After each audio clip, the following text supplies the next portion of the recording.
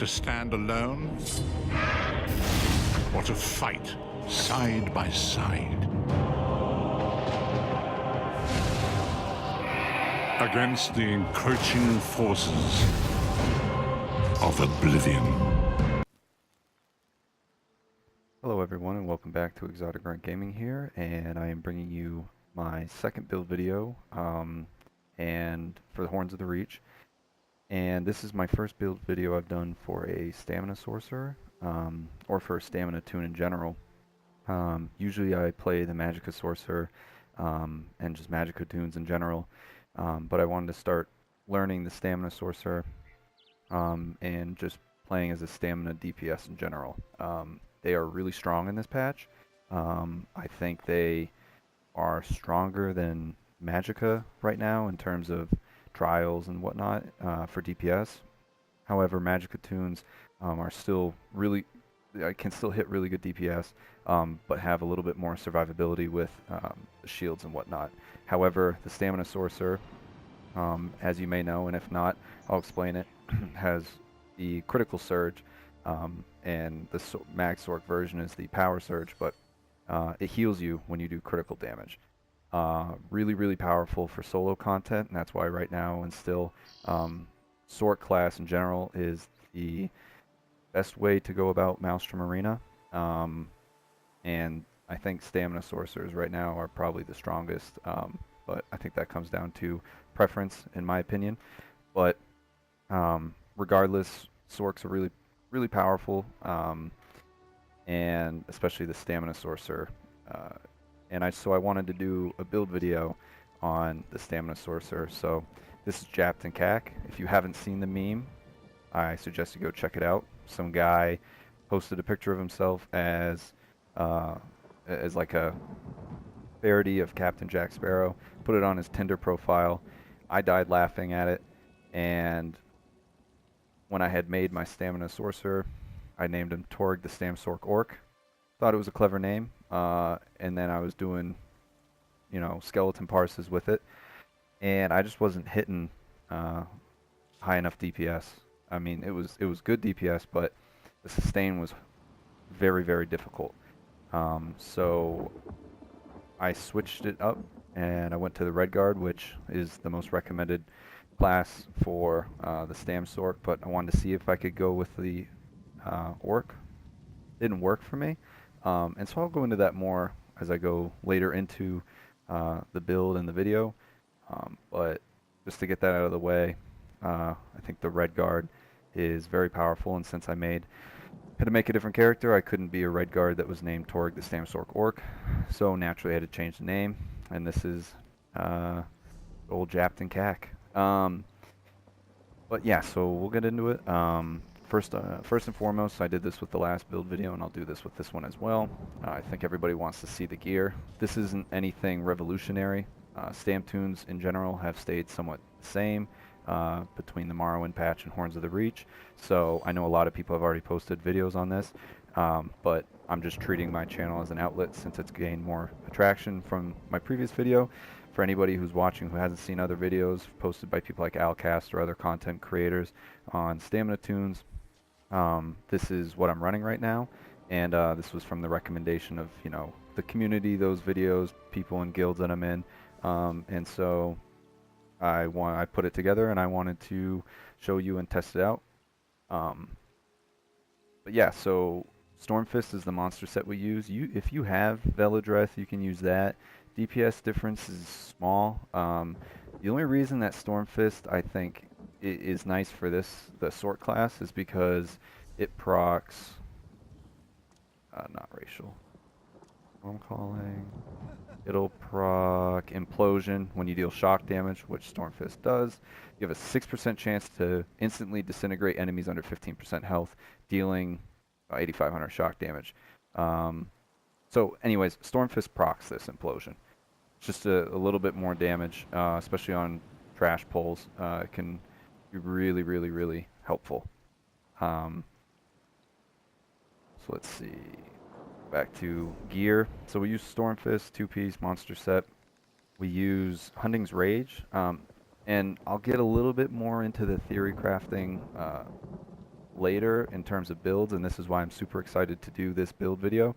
I'm not as experienced on it, but from my last, last about month of playing and talking with people and watching videos and learning from other people, the stamina DPS, it has really interesting core mechanic and makeup in terms of your trials group.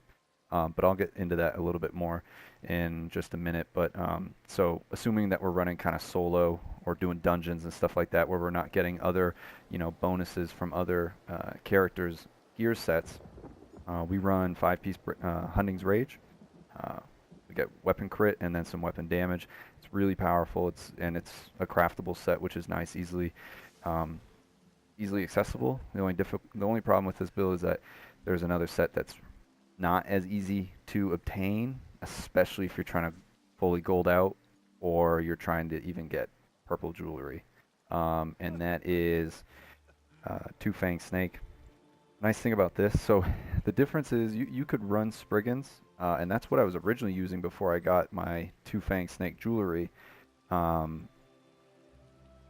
the problem is that when you do the math, the physical penetration from the Two-Fang Snake, the 5-piece bonus, since it stacks up to 5 times every time you deal damage for 3 seconds, the uptime on it is 100%. So that's really nice, and it adds up to more than Spriggans. Let's see what Spriggans is.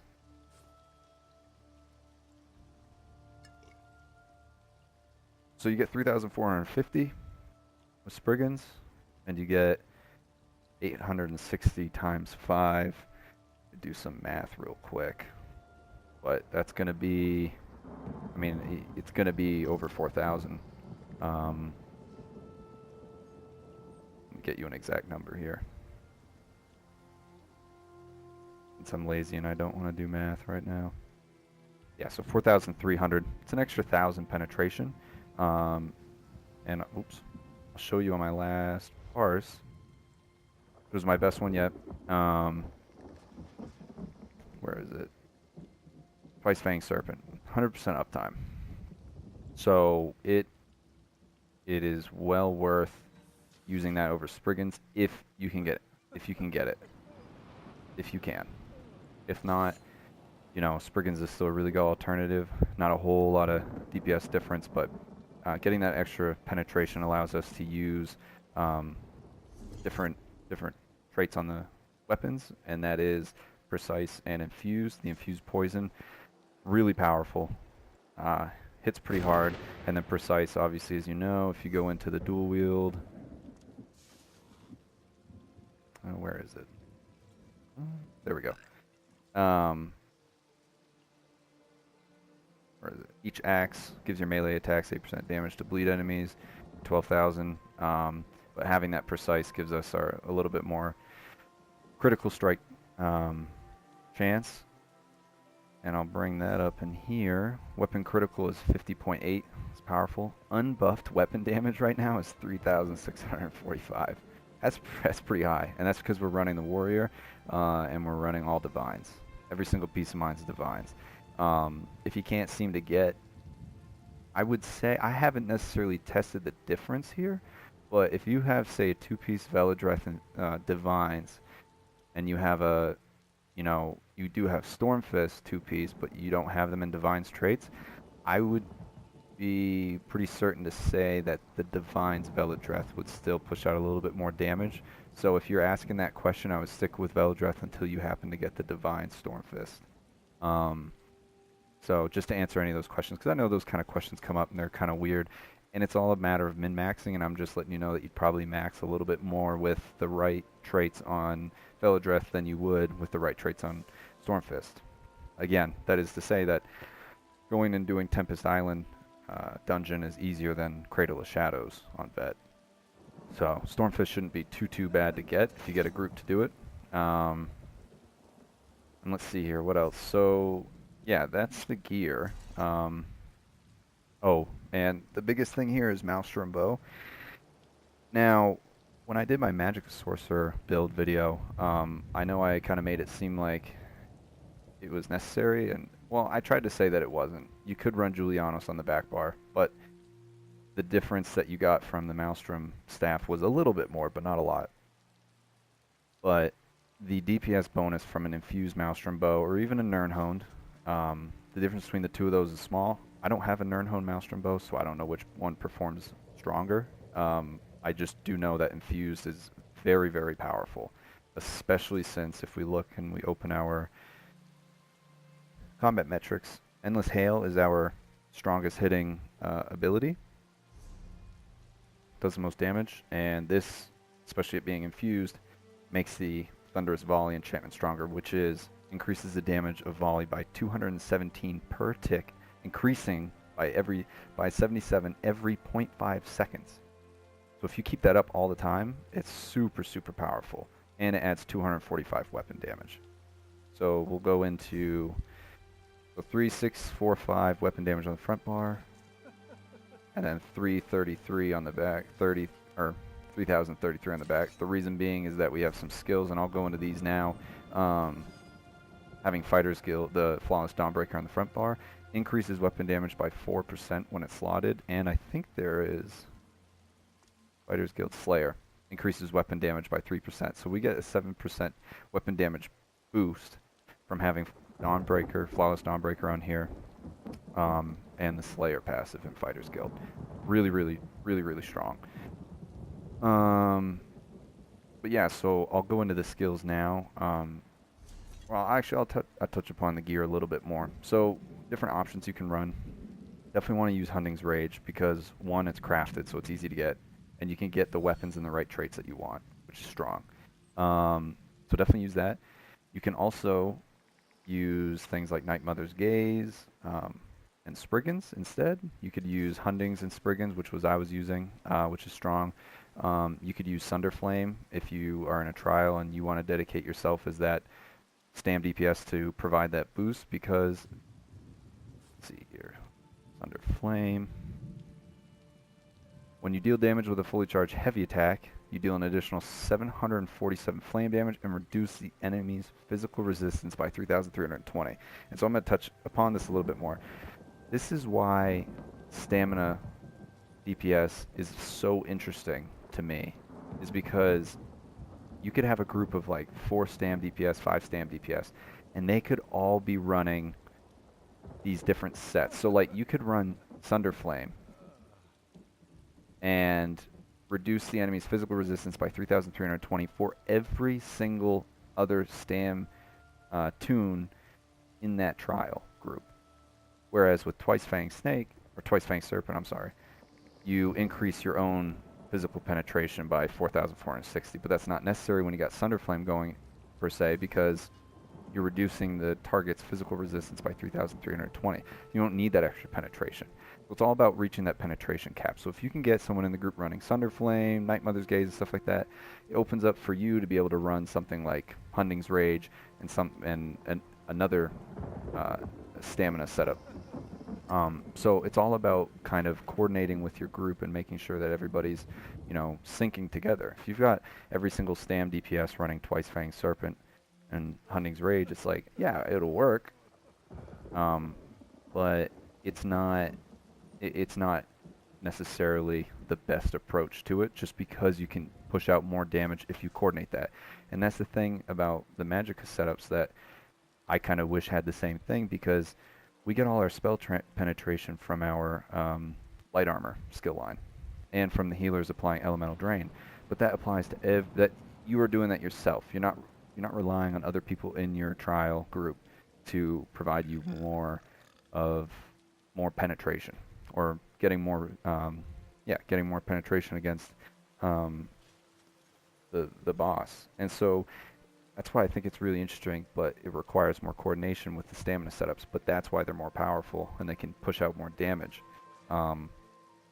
And so that's why, and it's really interesting to me. So the best thing you can do is coordinate with your group if you're running trials. If you are, in a vet dungeon, is it worth, swapping your gear all the time? I mean, maybe if it's one of the new vet DLC ones, and you're trying to do hard mode or go for achievements and stuff like that. But other than that, I mean, you can just stick with your Spriggans or your Twice-Fanged Serpent and Hunting's Rage, and you'll be fine. Alright, so what else? Yeah, that's the setup. For your bow, the other option you can use is like you could use a Hunting's Rage bow. That way you still get the 4-piece bonus on here, which is the weapon crit. And do a Nirnhoned on the back bar. Since the infused isn't going to make your thunderous or your endless hail any stronger, you could just do a Nirnhoned because you're doing light attacks in between each ability on your back bar. So you're hitting a few light attacks, and that will boost your DPS. What else? Let's see here. You could also, if you can't do Maelstrom for some reason, but you're able to do Dragonstar Arena, Vet Dragonstar Arena with a group, and you get a Master's Bow, you can use that as well. I just got one 2 days ago and gave it to one of my guild mates, and that's another really strong one. Increases the damage of or when you deal damage with a poison ability, your other abilities do more damage to it. Let me look, actually. I think I have a defending one. Master's Bow, so increases your weapon damage by 290 against targets affected by poison arrow abilities. So since we're using poison injection, it's really strong and adds 1,000 max stamina. So it's another really good bow. So if you have that, definitely use that over a Hunting's Rage.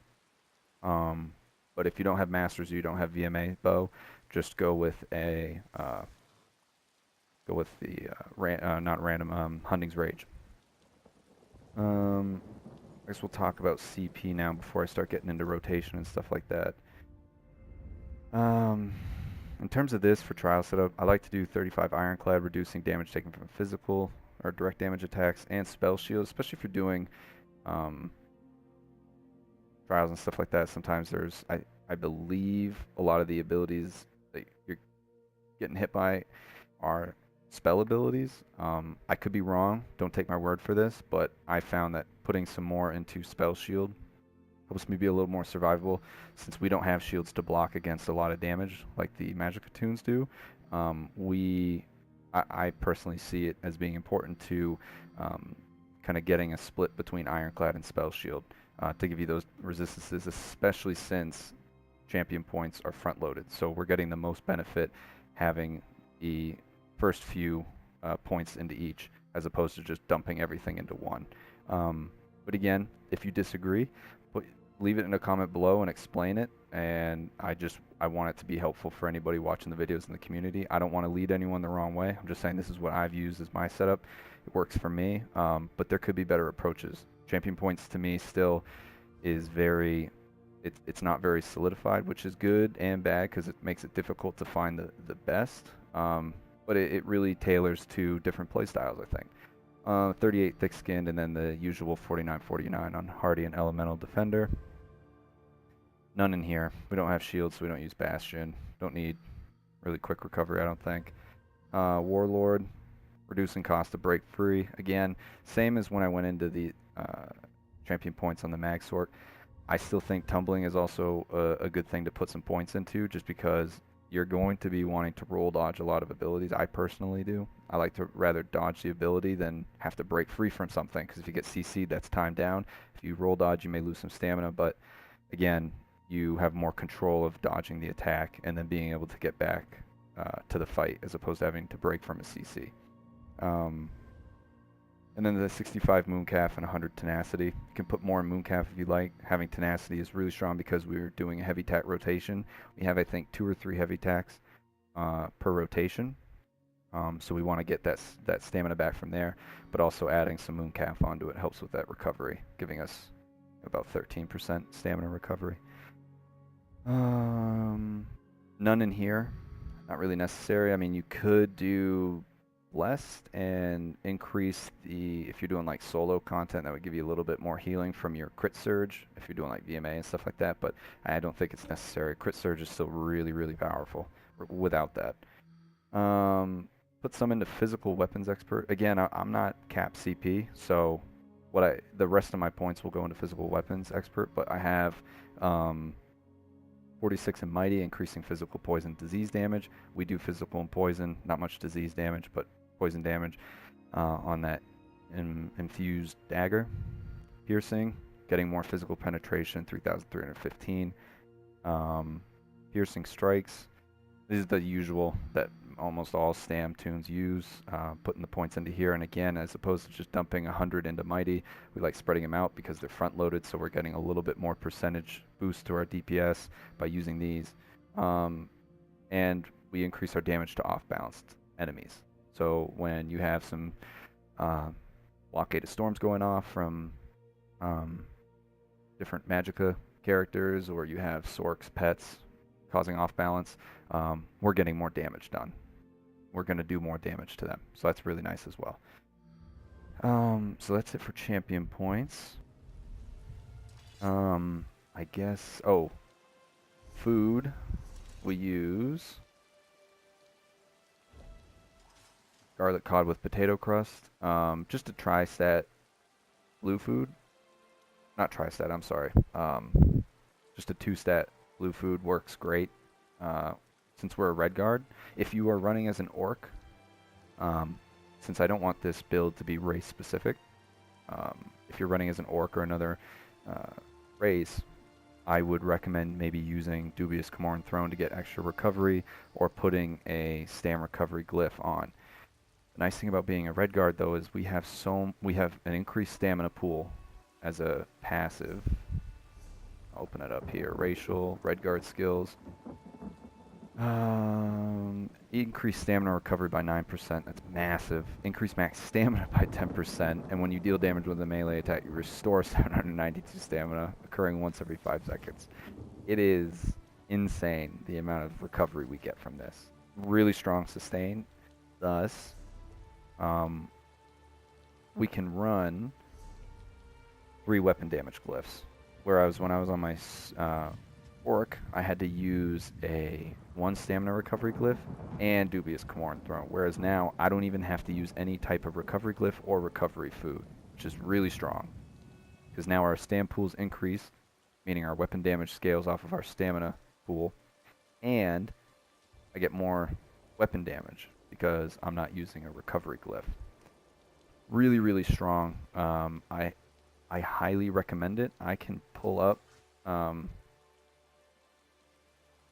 to think. I don't think I have a parse with the orc, but either way, just the sustain on the red guard is very strong. However, if you do have an orc and you don't want to switch races or anything, you can certainly go ahead and put a Stam recovery glyph on here, and then if still needed, use Dubious Camoran Throne. But you may want to get a health enchant on here, because you're going to be missing out on more of the max health.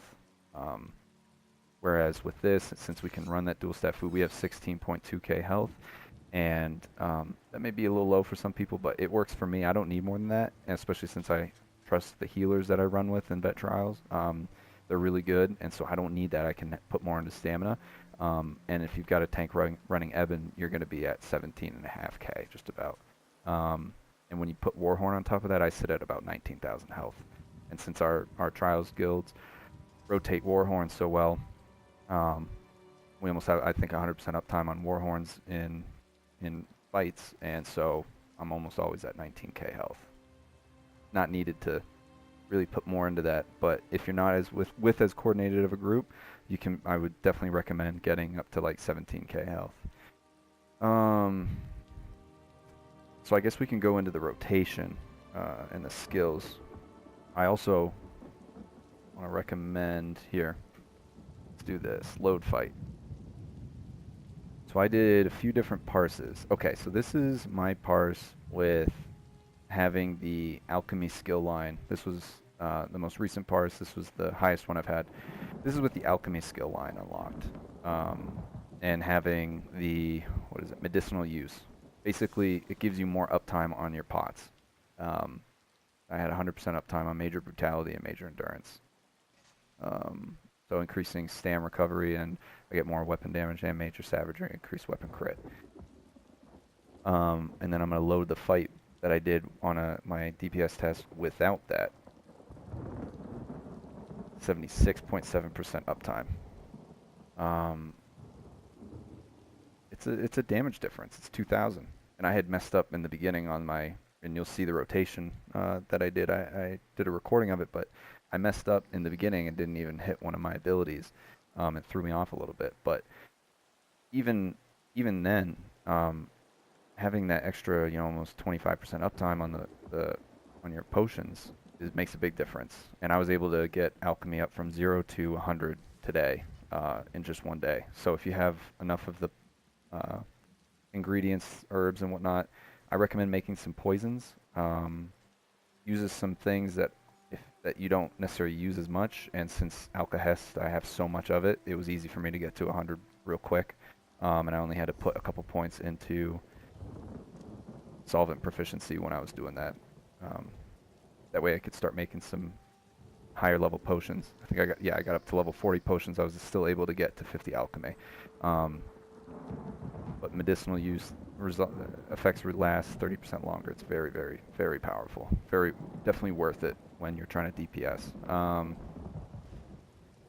Let's see here. So yeah, rotation. Basically, what we want to do is the skill. Well, I'll talk about the skills first. It's essentially the same as all other setups, stamina setups on the back bar, especially with Endless Hail, Rearming Trap, Poison Injection, and Caltrops. These are, I would say, very, very much so must-haves, personally, in my opinion. Especially since Endless Hail, I mean, it's your biggest damage-dealing ability. Rearming Trap helps a lot.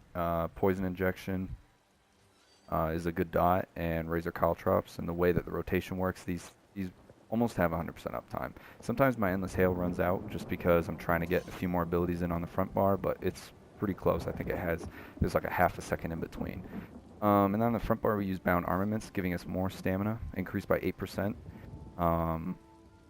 And we get some more resistances with it, and more damage with our heavy attacks. And since we have heavy attack rotation in here, this works really well.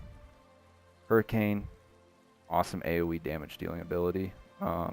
And gives us even more resistances.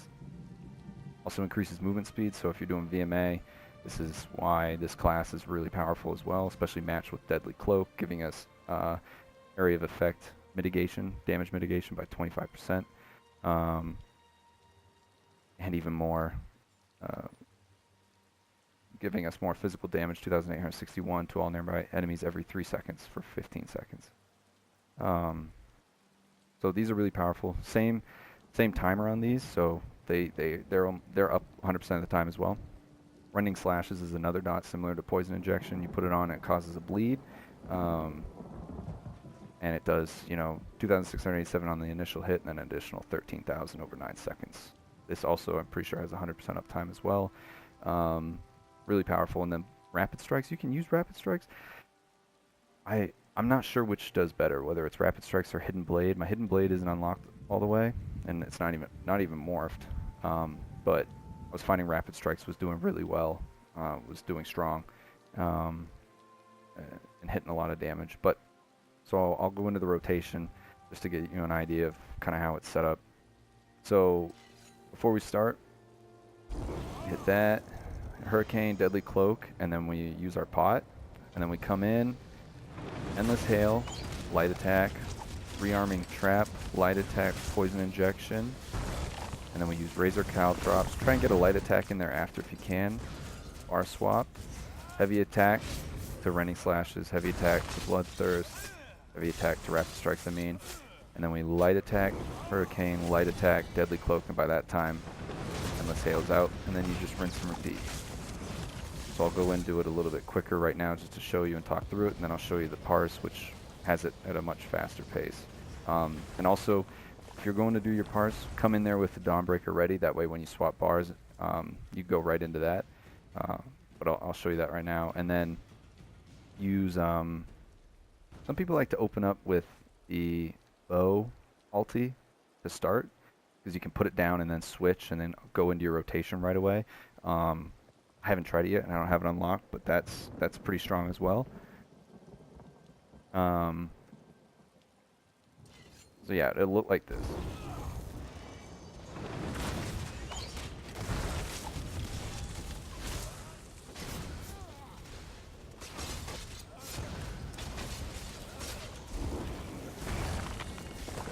See that right there? Like, Endless Hail almost just went out.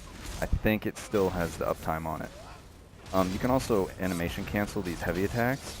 So if you hold heavy attack and then push the ability, even though you're still in your heavy attack, it'll still do the heavy attack until it can be canceled, and it'll automatically cancel itself. That way you don't have to press block or anything to stop the animation. So heavy attack, begin pressing it, it's already doing the heavy attack. So save some time, which means more damage. Yeah, so I'll show you the DPS parse right now, and then I'll come back and do some closing thoughts.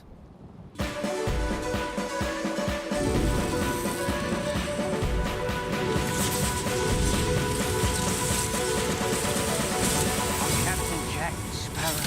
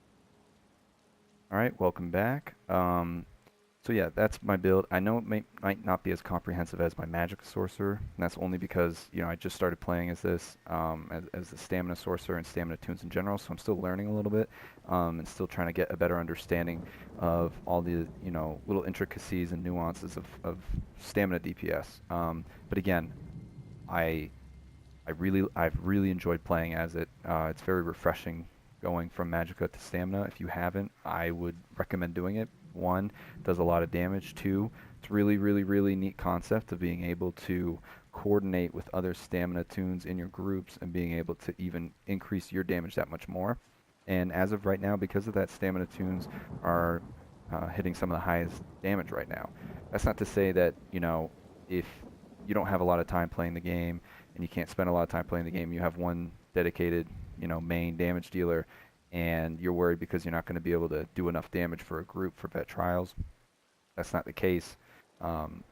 You can still do vet trials with Magicka tunes, of course. This video is not to say that all damage dealers should switch to stamina. This build is just to say that stamina tunes right now eke out a little bit more damage, but Sorcs, or not just Sorcs, but Magicka tunes in general, have more survivability. And it's all about preference, you know.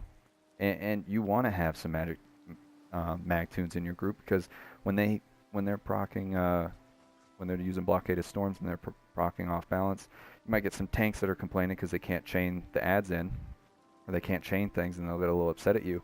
But, you know, if you're a stamina DPS, you should be kind of happy about that, because you're getting 10% increased damage because they're off balance.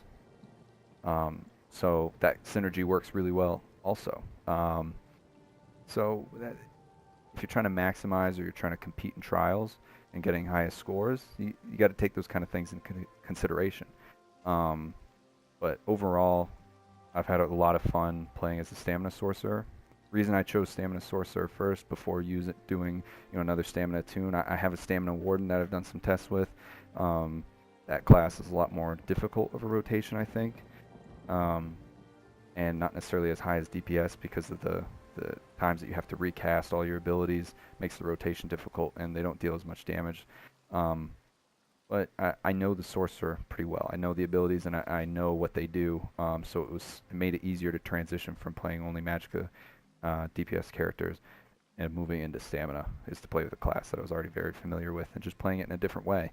Stam Sorc is a lot of fun, and it's still really powerful, especially if you want to do things like VMA to get, you know, a bow for one of your other Stam tunes. Really great class to run it with. But yeah, overall, again, I had a lot of fun with the build. Hopefully my voice in this build video is a lot more clear and you can hear me more. I tried changing the settings, so it should be better now. And so hopefully we don't have any more complaints. But yeah, I want to keep some of these build videos going. And not all of them are going to be perfect. There are going to be suggestions from the community. I just hope that, you know, this channel can get a little bit of a following and people that want to watch and people that make suggestions, and I'll try different things out, different sets if you have questions, if you want me to try things, because I enjoy doing this and I like figuring these kind of things out together. And as always, I just ask that if you have any, you know, comments or criticism, you just post them in the comments constructively and I'll respond and we'll have an open dialogue and a conversation about it. That's all I ask. Because I too want to learn as much as I can. I'm new to this. So I'm posting this looking to the community and the people that watch and the people that have subscribed due to my last video to give me suggestions on this. And so, yeah, I open the video and the floor for more discussion and comments. Again, all I ask is that they're constructive. But yeah, so if you have any comments, questions, concerns, just let me know. You can contact me in-game at Draker123, and I'll respond and can do anything, dungeons, whatever. I always love doing things with the community, and so I want to be more of a part of the community and active and communicating with people, and so hopefully that we can make that happen. Yeah. So hopefully you enjoyed the video. Hopefully it gave some people something to think about. I know it's nothing new or revolutionary since not much changed in Horns of the Reach, but if this helped you or if this answered any questions at all, then I consider it a successful video. And if it didn't, then, you know, hopefully it was somewhat enjoyable anyways. But thanks for staying tuned, and I'll see you guys next time.